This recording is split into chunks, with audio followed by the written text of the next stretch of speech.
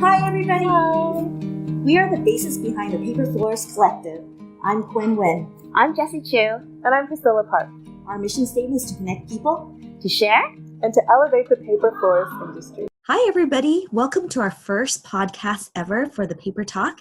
This is something Priscilla and Jessie and I have been talking about for quite a while, and we're so excited to finally make it happen, especially on International Paper Flower Day.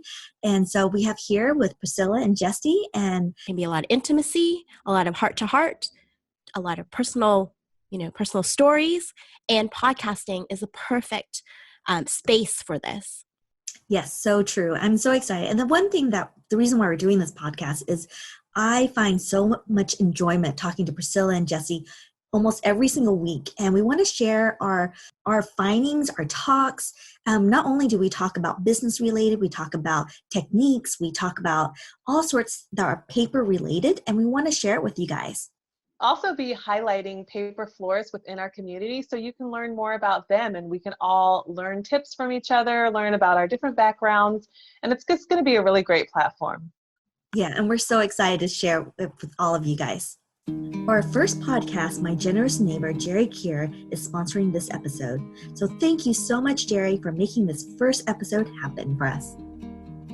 So, hi, Wendy. How are you doing today? I'm doing well. How are you guys? Good. We're so happy to have you on our very first podcast episode, Artist Spotlight. Yay, Wow, so exciting. Yay, Wendy! So, Wendy, we just want to get to know you. So, can you tell us a little bit about how you started? I'm sure everyone's curious about that. Well, I was at the time, like a year and a half ago, it was right around Christmas, and I was looking for something I could do to make some unique decorations. And I came across a YouTube for poinsettia paper flower. And I thought, oh, that's really interesting. I've never seen that before. And I had previously done sugar flowers, so a lot of the techniques are very similar. And so I just ordered some cray paper and made my first poinsettia. And from there on, it's just been kind of taking over my life. That is so amazing. So when you were searching for where to buy crepe paper, what stores or which vendors were available? Because at the beginning when I was starting, it was really hard to find sources to buy. So where did you find your sources? I'm pretty sure I ordered probably off of Amazon originally, and it was probably the Leah Griffith, because it was for a doublet that I was looking for. And after searching all the craft stores, which I soon learned they don't carry or even know about this type of crepe paper. So I found some on Amazon. It was pretty limited. And then of course they also carried Paper Mart craft crepe paper, but I've kind of learned that crepe paper is for very specific uses because it doesn't hold up as well. So now of course I go to the vendors that most everybody knows, the Cardifinis and the Gloria doublets and all that. So. And you're in Minnesota. Do you go to Rose Mill? I've been there once, but I have ordered from Rose Mill quite a bit, which is really nice for me because if I get the order in early enough in the day, I generally will get it the following day. So it's kind of like next day delivery for me. It's not so easy for everybody else, but it's one handy thing for not being on either coast. So yeah. I have a question for you, Wendy. If you were stuck on a desert island and you had only one type of crepe paper, what would it be? I would have to say the doublet. I would definitely, I've kind of started using it in a lot of different ways, not just straight from the package. And I'm finding that it's even more versatile than I originally thought it was. So I really have fallen in love with the doublet. I know one of the really amazing techniques that you've done and that you shared with the Paper Florist Facebook group is the washing technique. Can you tell us a little bit more about it? Because I think people are still curious about it. And I feel like it's such a great way to utilize the doublet because you can actually change the color in a very interesting way. Tell us more about this technique. Yeah, I originally started because, so many of the colors are very different, one side versus the other. And they're not necessarily useful in flower making. And so I thought, I wonder what would happen if I got it wet and what would it would look like, and would it ruin it? Would it fall apart? And so I just started just trying out a few colors, and I found out that it doesn't fall apart. The glue holds. The crepe doesn't, it loses some of its spring, but it's definitely comes back. And so I've just been experimenting. I just use like a cake pan and put about an inch of water in it, and I'll submerge a whole fold in, or sometimes I'll cut the fold to the width that I need, that I know I'm going to cut the petals. And so then I'll dip those in, and I just submerge them and let them soak, not very long. I would say less than 5 seconds. And you just kind of push on it, get the air bubbles to come up. And then I just take it out and kind of squeeze gently. And I generally will put them on, I've got watercolor papers, big watercolor cardstock, whatever. And so I'll let them dry on that. And as they're drying, I'll kind of open. Now that it's nicer out, I can put them outdoors so they dry faster. And one thing I've found recently is that a lot of the color bleeds out, but not so that there's no color left. There is a lot of color in that crepe paper. So, and it, soaks into the watercolor paper. Well, if I planned it out right, I can actually transfer some of that color into my next batch, which maybe I just want some highlights. So say I do a pink, and then I'll maybe do like the peach or apricot, and then I'll dry that on there, and it'll pick up some of that peach or some of that pink color. So it's really fun to try some different things. I love that so much. My head is exploding right now with ideas how to take this on to the next level. That is such an incredible tip that you just gave to us. Thank you so much. I'm really inspired by that. Yeah. I've even ripped little pieces and put them inside the fold before I've wet it, and then I'll put it in, submerge it, let it dry. And then those little tiny pieces will then bleed into the color. I mean, there's just really a lot of things that you can do with them, with doing this technique. So. Okay, one quick question. So I know your full-time job, you are a lab tech, or you're a lab tech. How does that profession help you be a better paper florist? Well, to be a lab tech, you have to be, I think typically lab techs are very OCD or even kind of very regimented. I know most lab techs, they have their bench set up in a very particular way. And, the pencils have to be right here. And, it's just atypical of that. We don't like to work in a mess. So I think that has helped me in doing this because I work very similarly like that at home. And I tend to also batch a lot of things. And I know you've talked about that too, in order to do, you do all your centers first and, and just kind of, instead of doing one flower from start to finish, you do a lot of flowers in stages. And that's very similar to what we do in the lab field. So that's kind of second nature for me, and it doesn't make sense to do it any other way. And I have a question for you, Wendy. Everyone always wants to know, how to balance work and family. And since you have a full-time job not making flowers and you make tons of flowers, what tips would you offer for people how to balance that, family work life?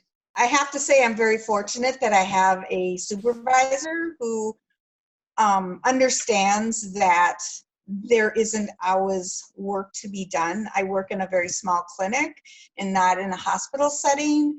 And so I do have a lot of downtime. So I am constantly bringing things to work where I can like cut all my petals or do my fringing or even, make some flowers all the way from start to finish.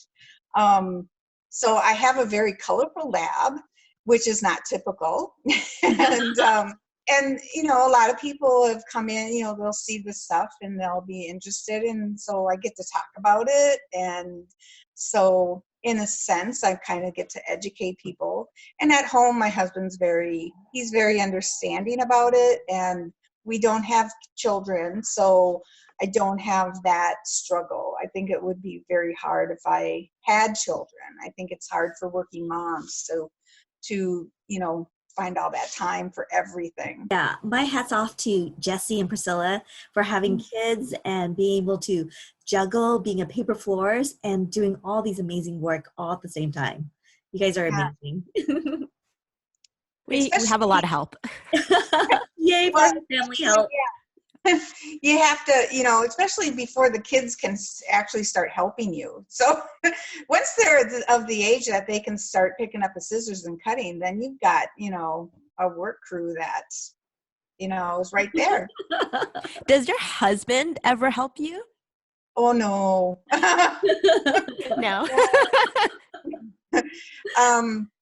No. He has very shaky hands, and I guess he's had that all his life because I kept saying, do you have Parkinson's? But and so the harder he tries to do really detailed work, the more his hands shake. So no, he does not really help in the flowers, but he's very helpful in other ways. He does the heavy lifting, so he's great that way. That's wonderful. It's always wonderful to have such great supportive surroundings.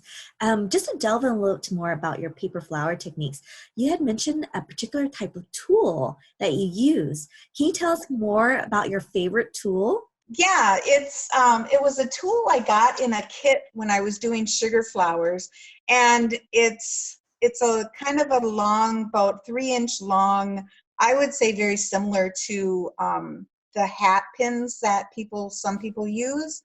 And so it's sharp on one end, but it has a wooden handle, and it's really easy to hold on to.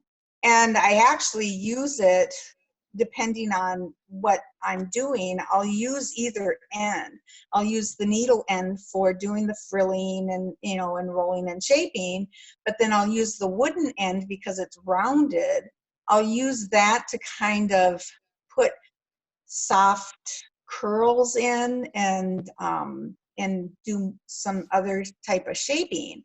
So I've often thought about trying to find someone that would be able to make something like that, because if I lose it, I would be lost. I've tried using the wires like other people use to do, and it just doesn't fit in my hand because I'm used to having that wood handle. So yeah, I recommend it wholeheartedly if anybody finds one.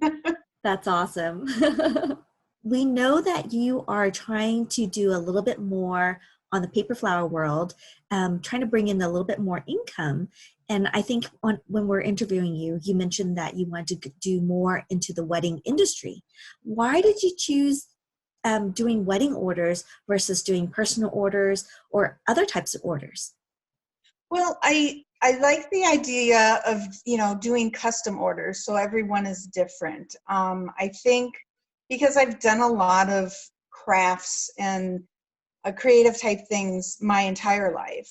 And I've, done the craft shows for different things. And I found having to make the very same thing over and over and over again, it becomes a job. And I don't enjoy it. So the idea of doing something original and specific for one person, I find that, really intriguing. And it's more entertaining for me. And also, as someone who, I mean, I've been married now 12 years. And at the time that I was planning my wedding, when you have something in particular in mind, you don't always want to compromise. And I know brides can, they can get that way. And so I just think it would be really fun to be able to give a bride what they envision for their day, because I know, and I always kind of get choked up saying this and talking about it, because I just think that that's the one day that every woman, maybe men, think of as, their ultimate day. I just think it just fills my heart to think about being able to supply someone with that. I know exactly what you mean. It's just a wonderful feeling, especially when you're able to deliver that bouquet to that bride and their eyes light up and that you see them like holding back their tears because it's exactly how they imagine it to be. Right. And for something that they can have this momentum forever, it's just a wonderful feeling. And I think that's one of the reasons why I love making paper flowers. Yep. Yep. And, and I would love to be able to share that feeling with more people. So that's why, I went to the master class, and which opened my eyes to a lot of different things. And so, I really feel like I've gotten more tools to further that. And, because I'm kind of not really an extrovert. And so my dream would be someone would come and knock on my door and say, "Oh, we love your flowers," and the work would be done. But that's not how it is in real life. So I know you have to really put yourself out there to do this.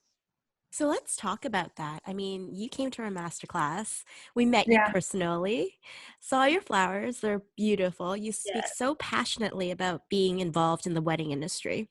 So at this point, where do you see your business growing? You've told us a little bit about, what you've decided to actively pursue. Mm-hmm. So tell us a little bit about that. Why now? Why at this point of your start of your journey did you decide to pursue, I guess, more a serious investment in your creative path? Kind of, because I don't feel like I have a really long time. I'm, 57. And so I feel like, I can't wait 10 years to see, if I can, if things fall into place and stuff. I mean, I really feel, I don't know, if you want to call it a biological clock, but it's kind of very similar. It's kind of like, if I don't do it now, I'm probably not going to do it at all. Came home, I had a long drive home, so I had a lot of time to think and kind of put what I learned into, and turn it around and look at it. And I figure now is the best time. I can't wait for something that really I have to make happen. So tell us specifically about what you've decided to do in terms of investing in your business. You indicated that you wanted to, or you are working with a branding consultant. Yep. And also working with someone to increase your, I guess, Instagram following or to improve Instagram. Can you tell us a little bit about that? Yeah, I found some groups on Instagram, and one is the Twin City Collective, which is for women and entrepreneurs and creatives. And so it's, kind of a support system, but it also, they have workshops. And so because I'm not really savvy with Instagram or really any social media, they were offering a one-day intensive course or workshop, and on Instagram specifically. And so I'll learn about, all the ins and outs, because it's just not intuitive to me. Some people pick it up and it just, makes sense. It's not intuitive. I have to be shown how things work. And so So, and then they'll also audit my Instagram page. And so I'm working with a branding consultant who is also part of this Twin Cities Collective. And so we're working on trying to get the logos and the little icons that you use in Instagram. We're working on trying to get that ready so that I'll have it available to me when that workshop comes up. So, so I'm really excited about that. It's really fun. It's just really fun to work with somebody else, and that's creative. And it's your picture, not theirs. Wendy, can you tell us a little bit about the clients that you've had so far, or how you've gotten any of the commissions or orders for past work that you've done? Well, I have to say, I haven't had really any commissions or clients. I have sold some pieces that I've made to people that, are pretty much acquaintances. They're not anybody that I don't know. So, I can't really speak to that exactly. That's one of the things I have to kind of work on. However, I am working with the hospital that our clinic is associated with. They are just building a new gift shop. And so I've contacted the person who is in charge of the gift shop. And so we are in discussion about putting my paper flowers, arrangements in their gift shop. Because I feel like, that's kind of a really nice place for it, because so many hospitals are going fragrance free and, allergy free. I know some units don't allow fresh flowers. So, it just gives the families of these patients another option, so I'm really hoping that works out. And I'm going to try to talk her into letting me put up some kind of installation so that it'll kind of draw the people to the flowers. So maybe they weren't necessarily going to buy flowers, and then they saw these and they said, why not? So that's an excellent idea. You should definitely make that happen. Yeah, I'm hoping so. I think it's probably going to happen, but just, don't want to put too many eggs in that basket. Well, I'm going to wrap up the interview. Thank you so much. This has been really amazing to see some insight on your paper flower journey. And I went in this particular podcast, especially this is the first podcast ever, and it happens to coincide with International Paper Flower Day that was created by Kate, and she's been pushing it along.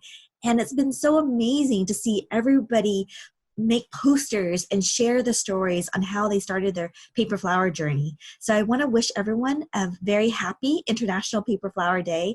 And I'm really excited that you are artist spotlight to hop on and do our podcast. And I want to do another shout out to our sponsor, Jerry Kier, for sponsoring the first ever podcast for the Paper Talk. Well, thank you so much. I was really honored to, be asked. I was just really, floored that, because I thought, after going to masterclass, there were so many talented people.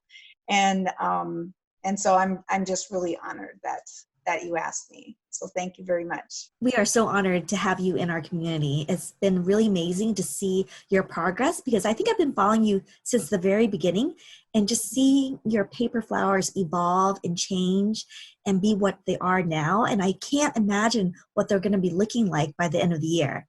So I wish you the absolute best. I know you're going to do amazing work.